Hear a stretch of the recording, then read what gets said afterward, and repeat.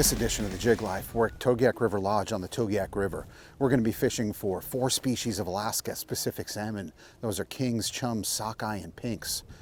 We're also going to be fishing for rainbow trout and dolly varden char, all free drifting jigs. I want to show you how to catch sockeye free drifting jigs. Stay tuned for the adventure.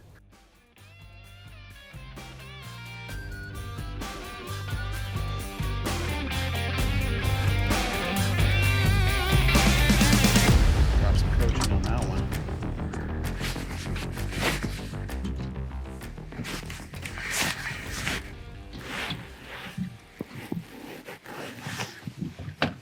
We'll see if we land them, but for now we got a nice sockeye on.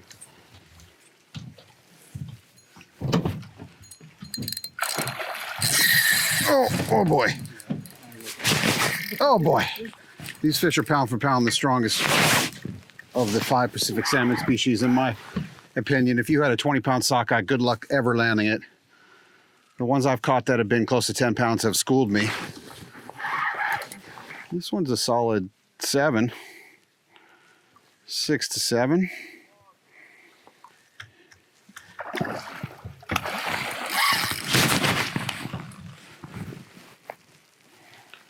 Yes, sir.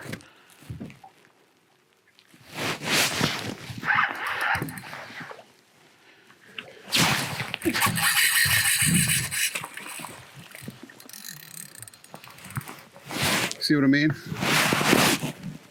These are awesome fish. These are my favorite to eat as well. They've got a dark orange to red meat. Really some of the best fish in Alaska.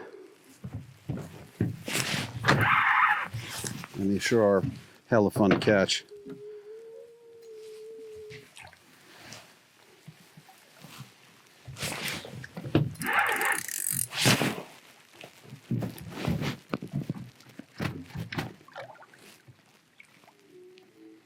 Let's see if we can put this guy in the net. Not quite.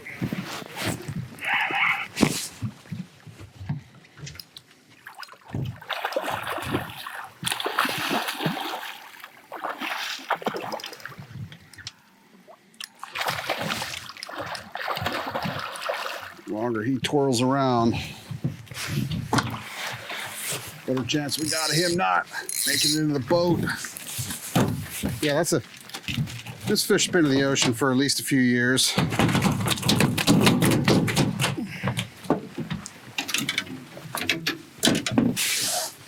Oh yeah, let's go. Jig firmly planted in the jaw, munched it. There's a good eats right here. This is exactly why we came out to Togiak River Lodge. Catch sockeye on the jig. Nice, dude. Thanks. Another one. Beautiful. So I'm out here July 24th through the 29th. It's a great time to be here to catch a variety of different species. It's probably possible that all 5 of the Pacific salmon species that exist in Alaska, kings, chums, pinks, silvers, and reds, are swimming in here right now. We haven't actually caught a coho, a silver yet, but I would venture to guess there's a few poking into the bottom, and it's possible before the week's over we might catch one. But today already I've caught all 4 of the fish, Pacific salmon that we know here, as well as rainbows and dollies, and caught them all on this jig. What we do is free drift this 1/8 ounce lead head jig. We're tipping it with shrimp. We're using a short leader here. 20-pound test? That's 25. 25-pound fluorocarbon test. Your weight is going to match the size of your bobber, which is matched to the size of the jig that you're using. So this is rated for an 1/8 ounce. And we've got a bobber stop here that you can slide up and down to adjust the depth at which we're vertically fishing this jig. So having the bobber on here does 2 things. First, it allows the jig to float downstream at the right depth of the water column, which is good. And the second thing is that it acts as a strike indicator. So when the fish grabs it, you can see it go down. So that's kind of fun too. We all remember a red bobber going down, and bobber downs gets everybody excited. All right. Cool thing is you don't know what's going to bite out here. And we just got to this spot, so we'll lob it out. What I'm trying to do is have it free float downriver. Stay closely connected to it, but give enough slack to allow it to head downstream without moving back and forth. Make it look natural. When a fish grabs it, reel first. Reel up your slack before you try to set the hook. And it's down, and it's back up. That might be good. While I was reeling that in, a fish chased it, grabbed it. Slightly unusual. There's a lot of fish in the river.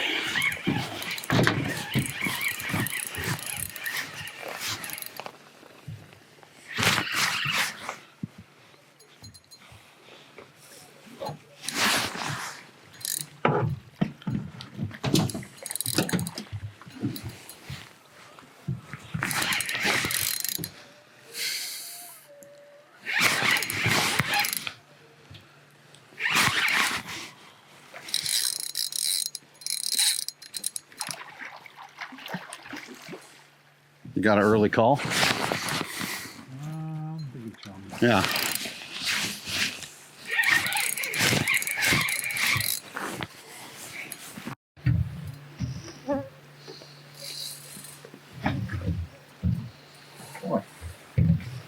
Yeah. King Jack. Yep. So this is one of the bigger King Jacks that I've landed. You see how strong that fish is? We were convinced it was a chum, a fish probably twice the size. And this thing came and tracked it down while it was moving. I'm gonna let this one go. That's an awesome fish though.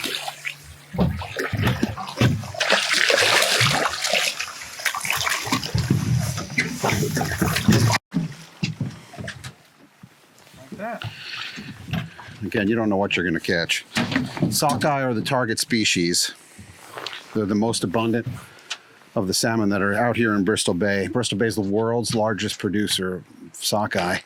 Last year they had about 54.5 million sockeye. So sockeye and Bristol Bay are synonymous with each other for sure. This year they're predicting, I don't know, 40 million sockeye in Bristol Bay. The Togiak River is got a great run of sockeye. Somewhere maybe 650,000 bound to show up this year.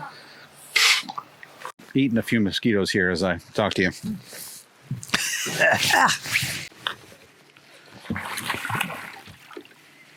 This is aquarium style fishing. We're looking for sockeye, the most abundant of salmon species in Bristol Bay. This looks like a King Jack, which is a jack that went to the ocean for just 1 year and came back mature.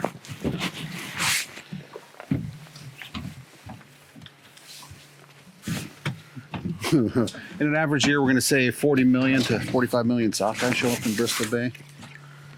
And they show up in river systems. They have at least one lake, June and July. They come in river system, and they start to change color. They start to transform. They show up, they're silver-sided and white-bellied and blue-green on the back. They're called bluebacks, but as they get into the river systems, they start to color up. Kind of red heads or red bodies and green heads, and they get big fangs and their jaws change. And the reason of that, one, is to attract a mate, and two, so they can protect their spawning beds, the nests. That female will come in and dig a nest with her tail. Multiple nests are considered a redd, R-E-D-D. And a female will lay 2,000 to 5,000 eggs, and they'll stay and defend the nest. And within a couple of weeks, the male and female will both be dead. That means that sockeye are semelparous. That's a word I had to look up. It means that you spawn once in your lifetime. These fish are anadromous, which means that they're born in a freshwater, in this case right here in the river, and then they go out to the ocean and they come back to spawn in the river and die. After eggs are deposited in the gravel, they hatch in like late winter into let's get this fixed. Maybe early spring. And when after they hatch, they stay in the gravel for like 2 to 3 months. And they're called alevin, and they're living off their yolk sacs. And after they absorb that, heads up, then they emerge as fry. And they'll spend anywhere from 1 to 3 years in the freshwater system, usually up in the lakes, growing, and then they head out to sea at that point. They're called smolt. They're only a few ounces when they get out there, and over the next 1 to 3 years in the saltwater, they'll grow into this fish that come back into the river to complete the cycle. It's hard to talk and catch fish at the same time. Togiak. It's the Togiak Tango. Rush. We knew all along these other fish would eat jigs. Most of them will attack multiple types of lures, but sockeye, for all this time that I've been fishing for them, common preconception is they don't bite anything. So the technique that you're going to see 99% of the time is flossing them, which means taking a hook and a leader and running it through their open mouth and more or less snagging them in the open mouth. And it's perfectly legal and it's a valid method, and I've got nothing against it. The hard part is that it requires some technique and some proper rigging, and if you don't do it properly, and then if you're impatient, you snag on the hook set, you tend to snag fish in places other than their mouth, and then that's bad for the fish and the fishermen. So to see these guys being able to catch sockeye on a jig, or the sockeye eat the jig, is awesome. Oh, it's always good to be out on the Togiak River. Boys, thanks again. Of course. It's good to see you. Absolutely. Good to see you both prospering. Jordan asked me the other day, when was my first trip out here? And it took me a little while to figure out that I've been coming here for 20 years. So over those 20 years, I have caught a ton of fish in this river. It holds a special place in my heart, and I am especially pleased that these guys are in charge of Togiak River Lodge and their stewardship of what they've been doing. So tell us a little bit about what we're doing here this week, what our plan has been. Yeah, absolutely. The goal for this week is to show the world that sockeye actually bite, and that they bite pretty willingly, and even more specifically that they bite jigs very willingly, whether that's a jig that's twitched, whether that's a jig under a float. If you get in the right spot where they've slowed down a little bit, where they're hanging out. I'm not talking about old dark nasty fish that are ready to spawn. The fish that are they're just taking a breather, whether that's for 45 minutes or a day or 2 days. They actually bite, in my mind, just as well as any of the other species. They're highly finicky. They're moody. They change on a day-to-day basis, but you don't have to floss them. You can catch them in the mouth, and when you do, they're very much akin to summer steelhead. You know it. They go nuts. They have very soft mouths too. All the kokanee fishermen out there realize this, and so it makes for a pretty exciting time. We're running light tackle, light line, light drags, and the sockeye in here, at least, they get pretty big. Yeah, they do. You know, you catch those little guys, but you catch a lot of bucks that are in the 8 to 10 pound range, or maybe even a little bit bigger. So that's the goal. That's what we're up to right now, is trying to catch some chrome bright sockeye on jigs. Well, it's pretty cool. Not only are there sockeye in this river, but there are chums in here now, there are kings in here, and there are lots of pinks. Mm-hmm. I imagine we're going to see a first coho anytime.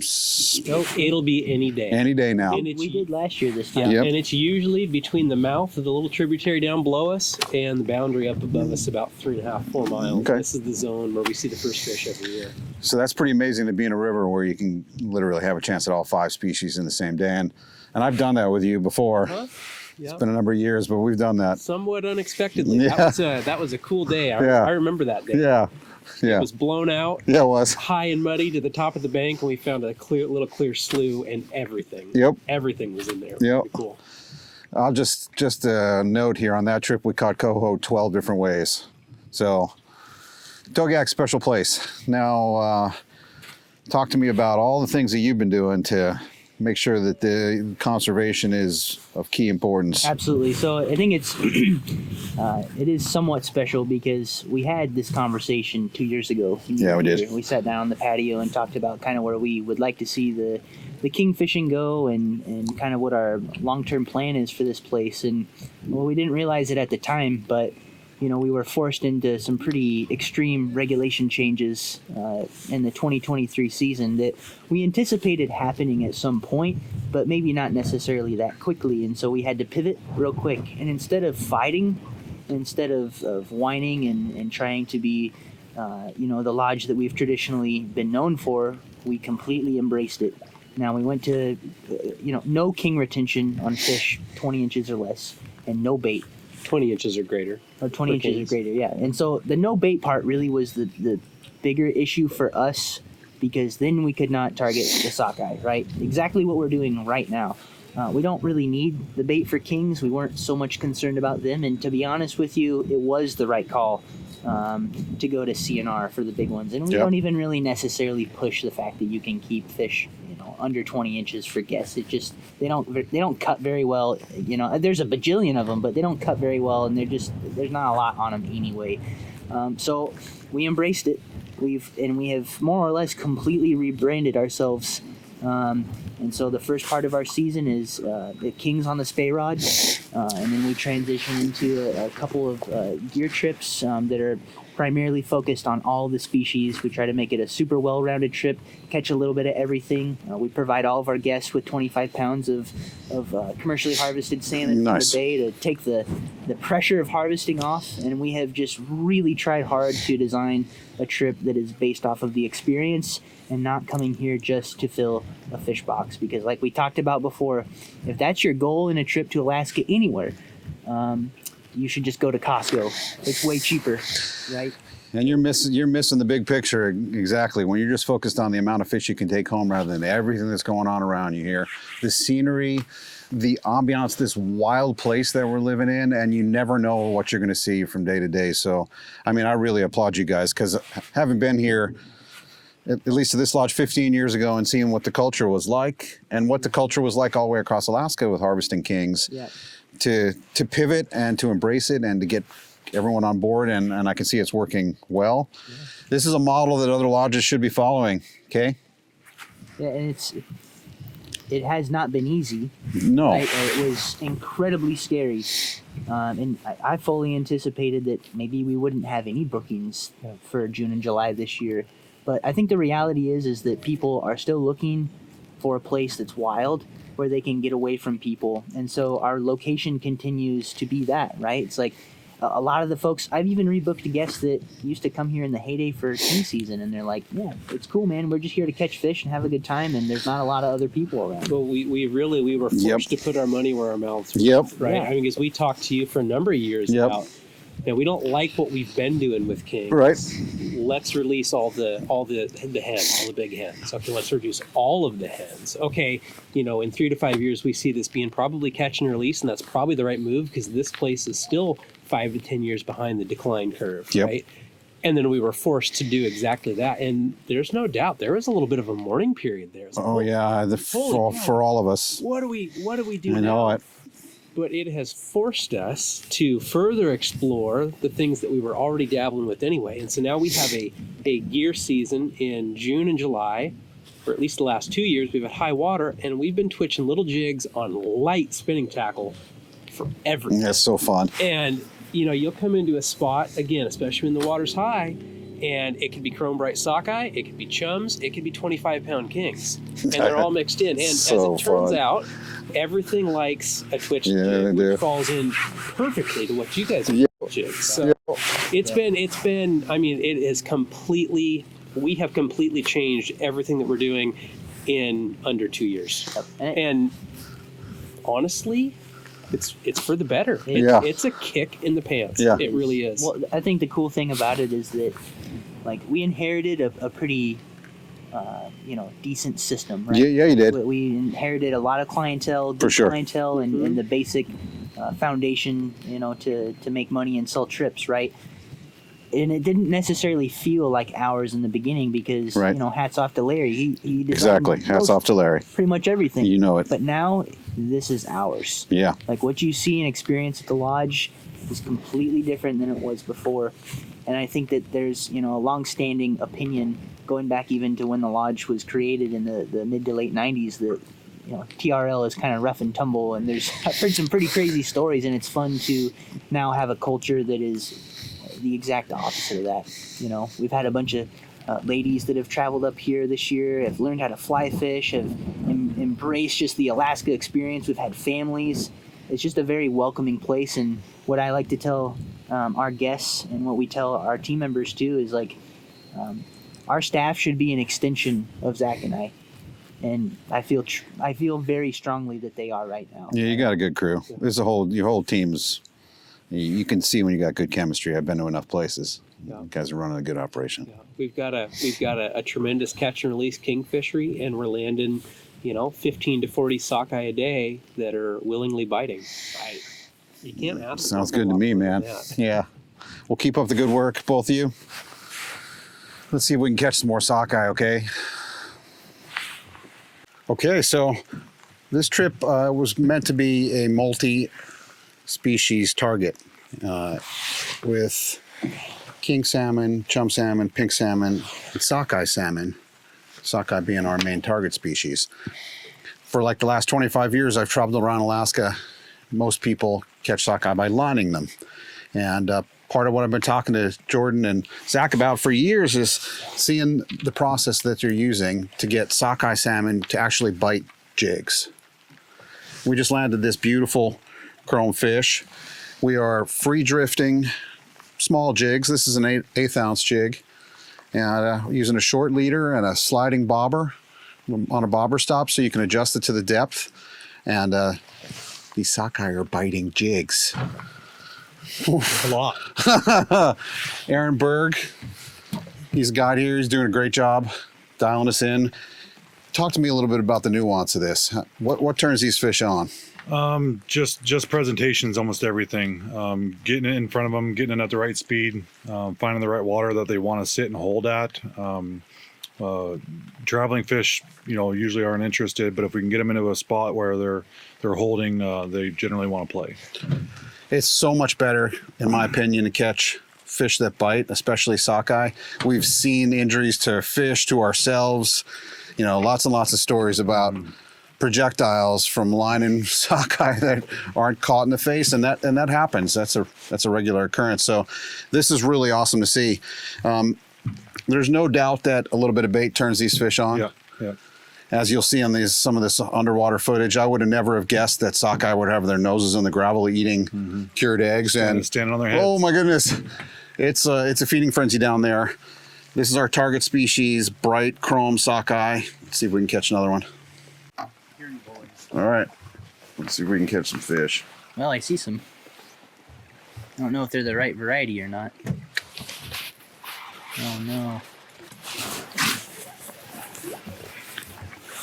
No, I think that took 5 seconds. I got a Jack King.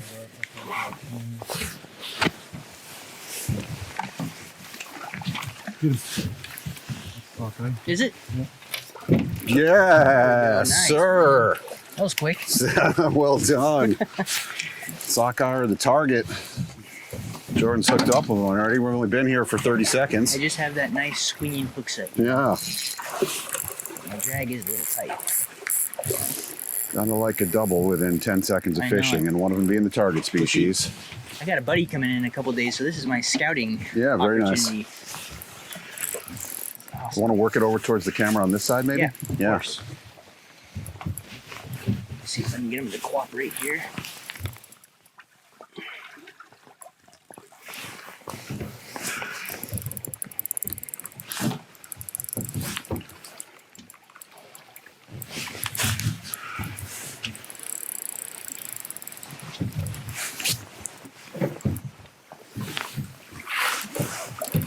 Sweet. Very good. Yeah, well, so Jordan, obviously we're seeing all kinds of different species of fish around here, but catching sockeye on jigs where they bite it, man, it's so great to see. It is fantastic. But it is cool. Like, King Jack, whatever you hooked, whatever you have on right now, and a sockeye. Like, Yeah, it's there's going to be no shortage of action when you come out here. That's always been the case every single time. thanks, Aaron. Perfect long line release. All right. We have the magic touch. The sockeye touch. We've been, seems to help if you can locate fish. Because otherwise, you don't know what's going to eat it. Like that. Oh, what's that? Pinkage. That looks pinky.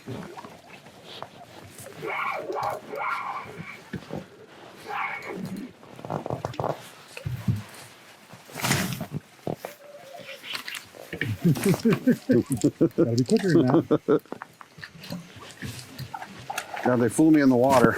It definitely looks like pink. Give me a shrimp.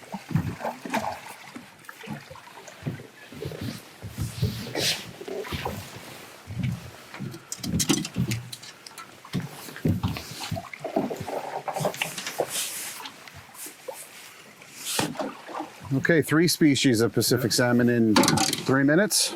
Oh, Wow. all right. There he is. Another Looks Sockeye. like another pink, perhaps? Yes. We will not know. The fool's gold. All right, we need a dolly, a rainbow. Oh, guess what? You're gonna get your steps in today. Yep. What, are you used to it? I don't know if you really ever get used to it. That's another pink. Or is that a dolly? All right, we're gonna go back Hey, there's the dolly. behind the horse. 4 species, 4 casts.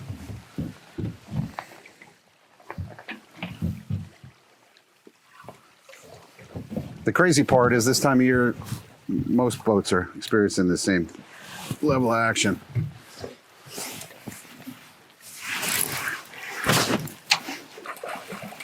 Ooh. Look at that. Oh, you never know. 14-inch king jack fights harder than a Yep, 4 or 5 pound pink. yep.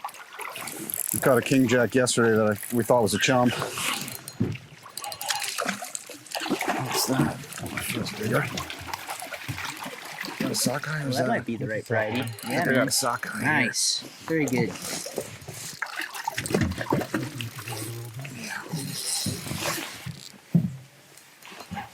I got it. Thanks.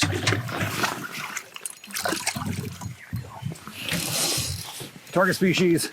Target species. And you like instantly know too. They just Yeah.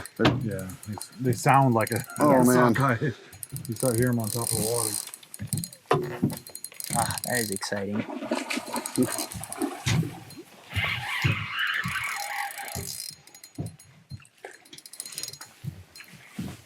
I guess we'll land it on this side.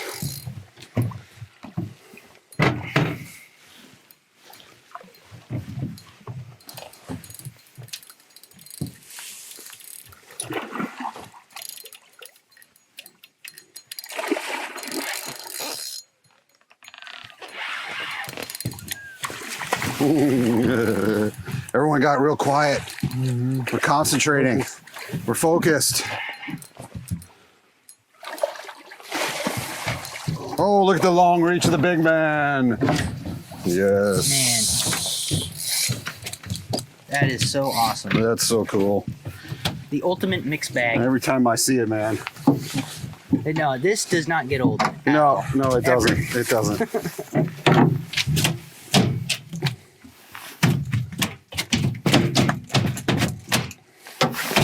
icing on the cake is the Usyk fish whacker. Yeah. Everyone gets a kick out of that. Pinned in the jaw. Well done. Thanks. Filming. It's working. It's working. I went back to the same spot. Got a similar result.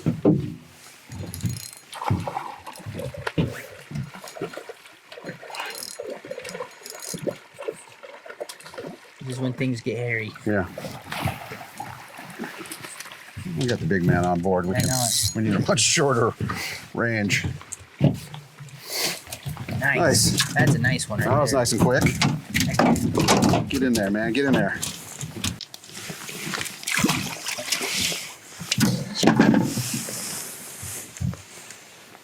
Well, so far the rod testing on the new rod's going good. Good. Yeah. It was cool. It's perfect for this too. Yeah. Yeah. Built this on the Batson Revelation blanket. It's a 10-footer, 8 to 12 pound test. This is my the first rod I've ever built on my own. So far, so good. Well, even if it didn't fish great, it's just fun catching stuff on something you've made. Yeah. Yeah. It was definitely a very cool process. And Why do you do that Sockeye stuff?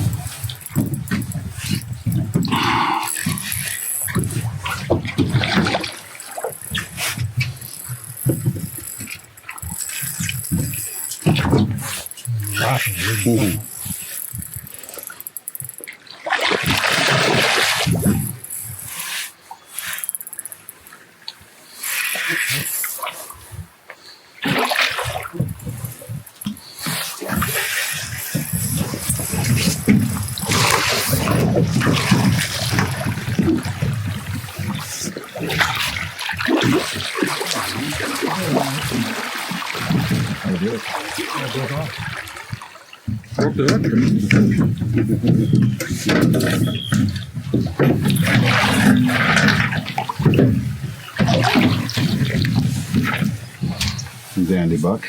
Yeah. Good eater. Yeah.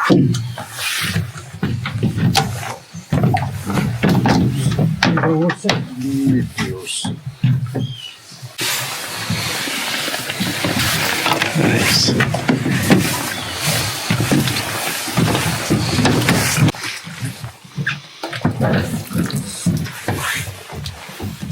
Well, that's a chromy one.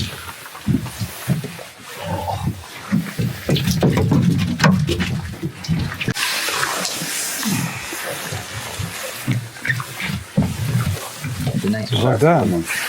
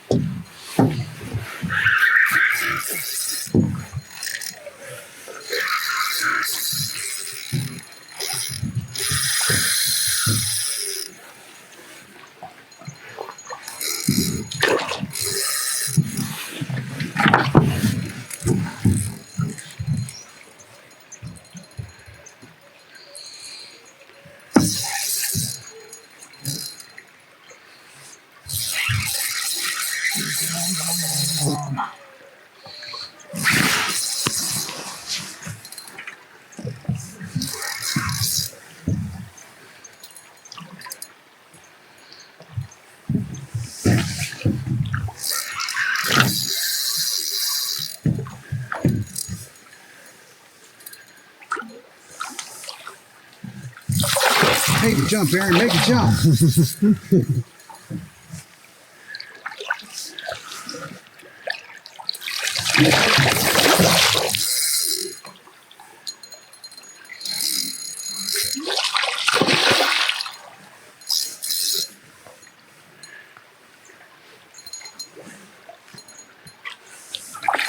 Ain't got no quit in him, that's for sure. Oh, a couple swimming right with him. Too funny.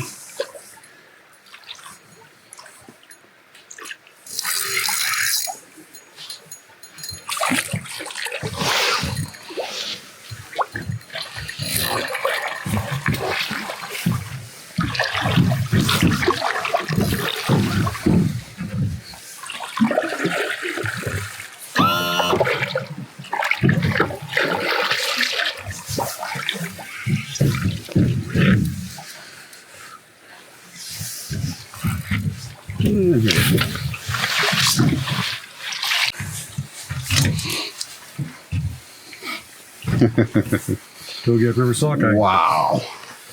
And that one has not been in there very long. That's the most freshest, most pretty fish we've seen out here so far. Killer work, dude. Killer work.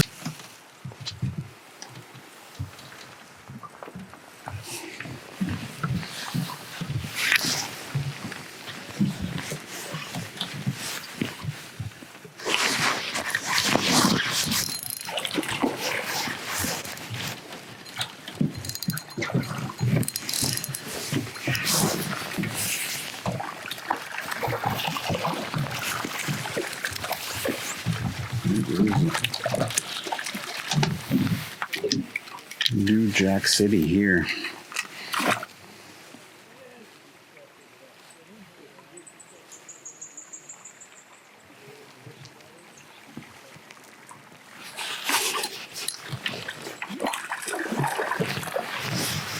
Not the one.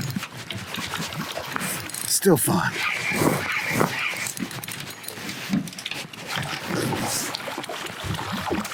Anybody that likes to catch fish, this is a good place to come to.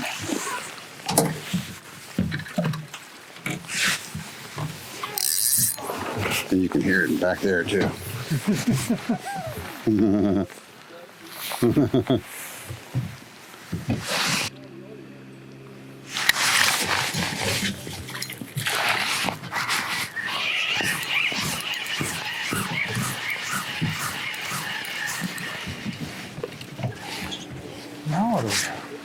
Jack. Boy, they are that's the most positive bite you're gonna get, it seems. These jack bites are piranhas. No shortage of small kings in here at the moment. The adults have kind of been through here already earlier. We're at the tail end of it, and it seems mostly there are jacks in here. Pinks are starting to stream in. And the sockeye are... How far into the sockeye run do you think we are now? We're past the peak. Yeah. Yeah, so Back half of the sockeye run. half, yeah. There's still lots of them coming in, but I'll start tapering off from here.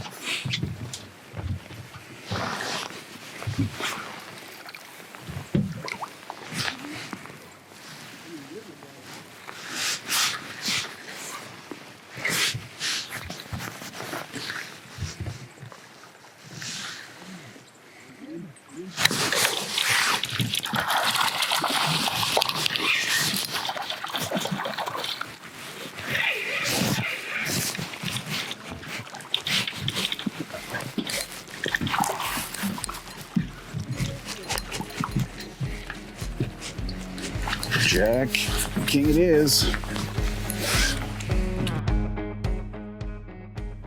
The Togiak River is teeming with life. Rainbows, chum kings. It's a big buck sockeye right there front and center.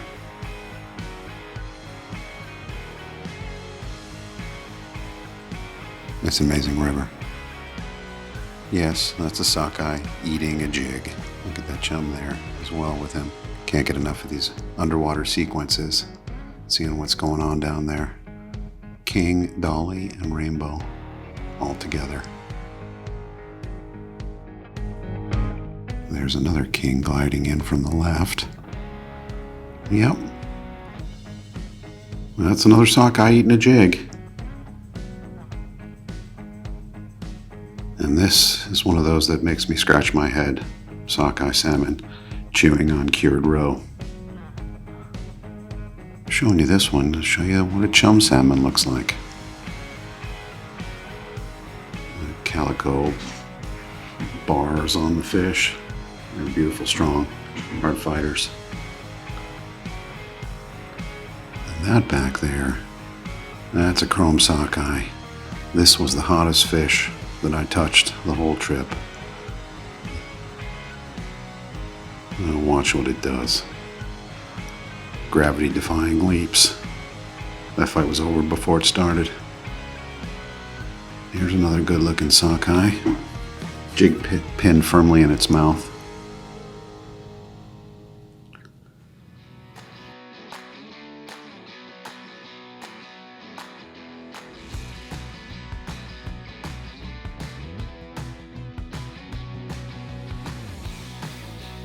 One of the great things about being there this time of year is that there are 4, if not 5, of the species of Alaska's Pacific salmon swimming in the water at the same time. And we're showing you because that's about a 15-pound king salmon that kept looking at this jig and turning away. And for about 5 minutes, we drifted the jig to this bright, shiny Chinook.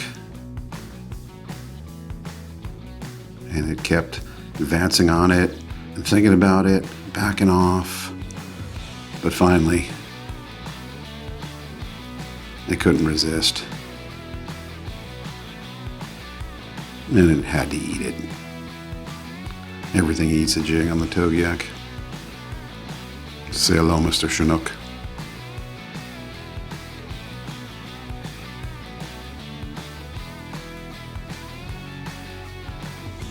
After seeing it over and over again, I'm convinced that sockeyes like to eat jigs.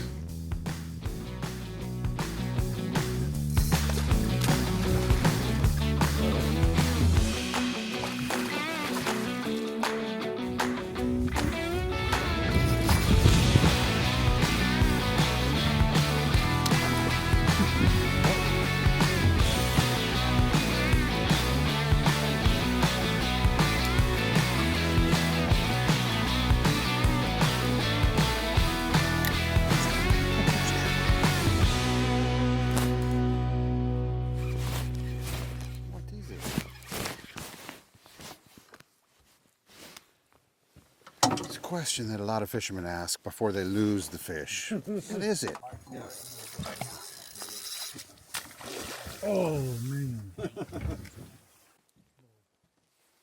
Oh, I see it right there.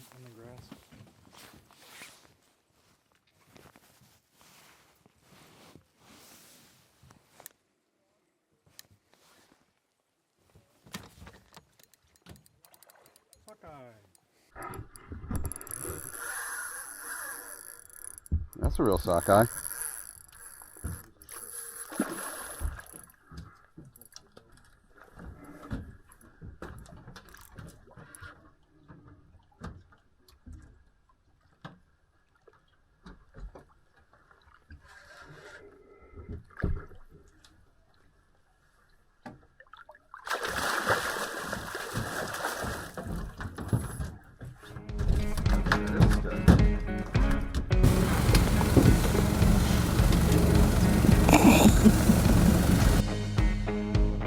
It never gets old looking at the underwater footage.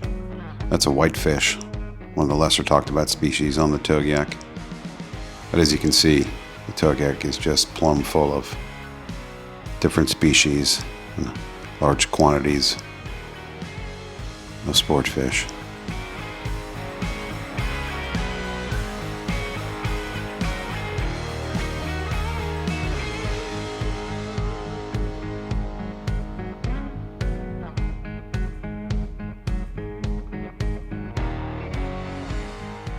It's just cool peering into the fish's world, seeing what's going on below the surface.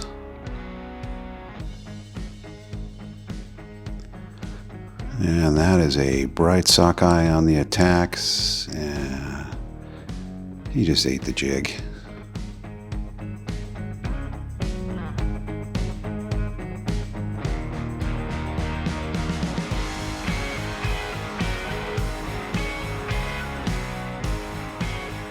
Over and over again throughout the 5 days on the river, I watched chrome sockeye aggressively eat free drifted jigs. I would say it makes a big difference that you can tip them with shrimp. And when those fish get stale and are off the bite and chumming, as you can see in here, with the eggs on the river bottom, gets them turned back on.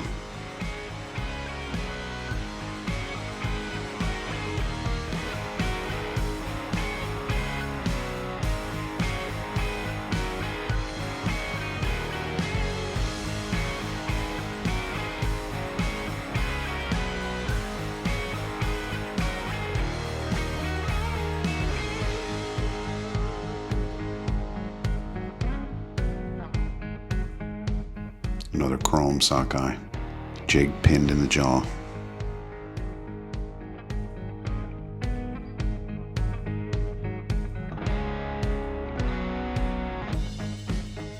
It's my hopes that people take this technique to their home river and attempt to apply it. I would love to see a movement where sockeye anglers targeting fish just like this one that are dead set on eating a jig. It's been a great 5 days fishing for Pacific salmon, rainbow trout, and dolly varden char on jigs here at Togiak River Lodge. Big thanks to Jordan and Zach Larson and the entire crew. You guys are doing an awesome job. I can't wait to come back here in the near future and catch coho on jigs and bring you another episode. Until then, thanks for watching.